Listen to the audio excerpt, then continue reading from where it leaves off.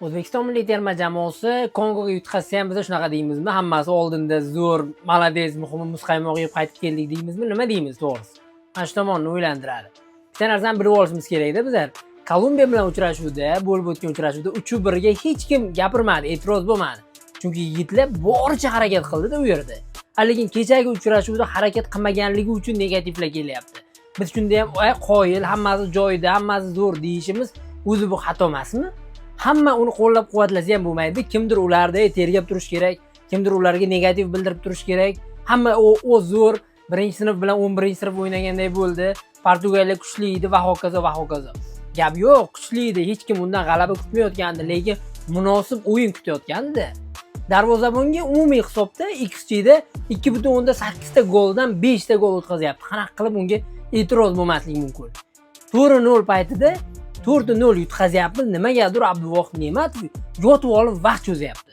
Va biz 5-golni o'tkazdik. Odilbek Hamrobekov 2 ta golda aybdor edi. Dastlabki 2 ta golda aybdor edi. Jarima zarbasini ham shu qilib berdi. Birinchi golda ham o'sha Odilbek Hamrobekov yaratib berdi. U Ronaldoni o'tkazib yorib. Cannavaro'ning aybi bu. Ikkita tushirgan o'yinchisi oqlamadi o'zini o'zi. Mabodo qishloqda bo'lsangiz, hech bir molingizni yo'qotib ko'rgansiz? Dadangiz kelib hammasi joyida, o'g'lim mol topiladi desa, siz ikkinchi marta yana mol yo'qotasiz. Tushunyapsizmi? Agar tergab turmasa uni kimdir gapirmasa unga, o'sha nima edi, yo'qotgan molingizni ikkinchi marta yo'qotmaysiz agar dadangizni kaltak bilan kutib olsa. Xalq ham shunaqa tergab turish kerak futbolchilarni. Munosib o'ynaganda gap yo'q edi. 5-0 bo'ladimi, 6-0 bo'ladimi?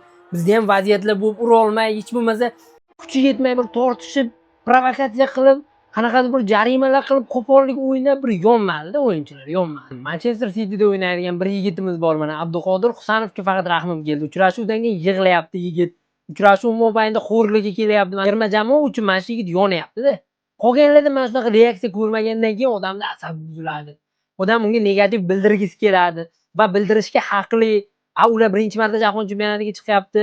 Endi bo'ldi, nima bo'lsa ham bo'laveradi emas, borib munosib o'ynab kelish kerak. Harakat qilish kerak hech bo'lmasa. O'sha joyda men futbolchilarga reaksiya ko'rmaganim uchun asabim buzilyapti. Bunaqa bo'lmaydi endi. Bu darajada bo'lmaymiz. Ertaga biz Kongoni yutamiz deb qo'yadi. Kongoga ham erta kamida 3-0 bo'ladi ketishimda. Kongo Kolumbiya bilan 1-0 o'ynayapti, Portugaliya bilan 1-1 o'ynayapti. Kongoning 11 ta futbolchisi Angliyada o'ynagan, chet elda o'ynagan. Sen uni tarixini ko'rdingmi? Ular hammasi pasport olgan futbolchilar, yaqinda pasport olgan, bir-biri bilan tuzib o'ynamagan futbolchilar. Biz necha yildan beri bitta tarkib bilan o'ynayapmiz. Mayli bir harakat qilishimiz kerak deb, imkoni yo'q narsani o'zi yo'q. Aytayman, o'sha Kolumbiya bilan bo'lgan uchrashuvda agar shunaqa natija bo'lganda biza qabul qilardik, chunki yigitlar borini berdi o'sha kun. Yugurdi. Kecha shunaqa narsa bo'lmadi, uchib qoldi. 3-0, 4-0 bilaman, motivatsiya yo'q, lekin bilmadim men. Balki O'tkir Yusupov tushirib ko'rish kerak desam, u ham teshik bo'lishi mumkin. Bizda har doim baradalarimizda muammo bor. Nestrovdan keyin oldin Bugavaydan keyin Nestrovdan keyin yaxshi darvozabonga yo'l ochmadik. 3-o'yinda kim tushirishni ham bilmaydi. Bilmadim, yaxshi darvozabonlar bizdan yetib chiqmayapti, lekin bu ham muammo aslida olganda. Baribir o'ta ayanchli uchrashuv bo'ldi. O'ta sharmandali uchrashuv bo'ldi. Men o'yindan keyin ko'rsatmadim bizga, kim Bernardo Silvaning futbolkasi yo'q edi. Abduqodirni oldiga ovutgani kelgan payt futbolkasi yo'q edi. Kim qaysi bir futbolga so'radi ekan shu payt? Vataning 5-0 yutqazib turgan payt kim futbolga almashdi ekan shu?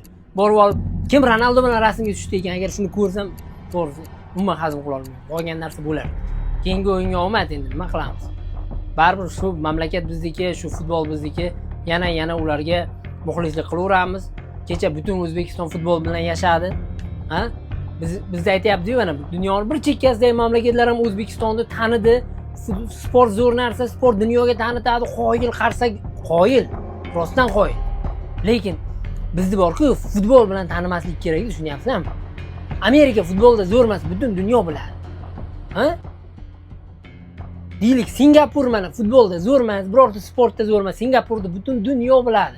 Chunki u mamlakatlar rivojlangan, boy, xalqi yaxshi yashaydi, innovatsiyalar zo'r. Bizlar ham so'g'a ilmda bir nima deydi, boshqa rivojlanganlikda, texnikada birinchi o'rinlarda bo'laylikki, sport bilan tanilish uchun hech qanaqangi bizda yo'l qolmasin. Shundayga ham taniqli bo'laylik, sportni maza qilib tomosha qilib, biz barcha narsalarga erishib bo'lib, iqtisodiy yaxshi joyga kelganimizda sport bizga shunchaki, tomoshaga, futbol bo'lyapti. Yutqazib qo'ydikmi? Gap yo'q. Lekin hozir xalqni boshqa ovunadigan narsasi yo'q. Demak, buni tushunib futbolni sal yaxshilashimiz kerak.